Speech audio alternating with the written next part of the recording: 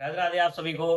आइए जानते हैं, जब भी हम कोई ग्रह का आरंभ करते हैं तो नींव नींव पूजन कराते हैं। तो कौन सी दिशा दिशा में हमको भूमि पूजन कराना चाहिए, तो कैसे जानेंगे?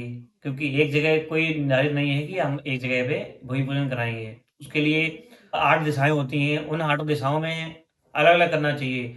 कोई भी एक दिशा, जैसे ईशान कोण, ऐसा फिक्स नहीं है कि एक दिशा में ही आपको भूमि पूजन करना चाहिए। शास्त्रोक्त मत क्या है कि किस दिशा में हमको, किस समय, किस महीने में, किस दिशा में हमको भूमि पूजन करना चाहिए, जानते हैं। कहते हैं, सिरा खनित मात्र पित्रोश्च हंता।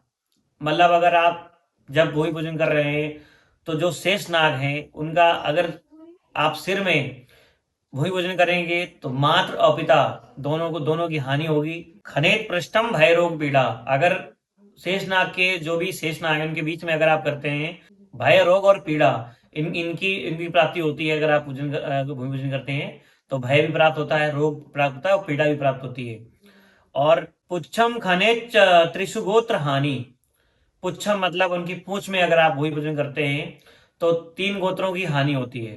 तो किस दिशा में करना चाहिए? स्त्री पुत्र लाभ हो धनवान कुक्षौ। स्त्री पुत्र और धन की प्राप्ति होती है कब? जब जिस नाग के बाएं भाग में आप भूमि पूजन करते हैं।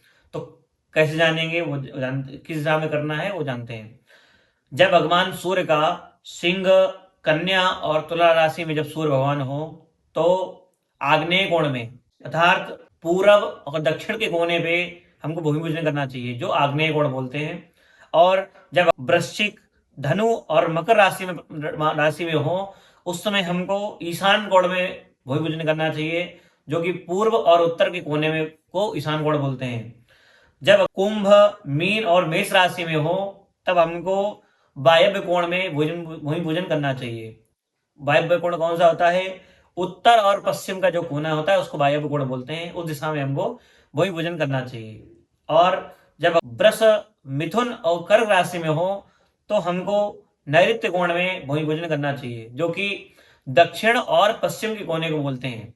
तो इन दिशाओं में आपको हर महीने के अनुसार भूमि पूजन करना चाहिए। आप कहेंगे कि हमको महीना तो पता है, लेकिन कब भगवान सूर्य किस राशि में प्रवेश करते हैं तो कैसे जानेंगे?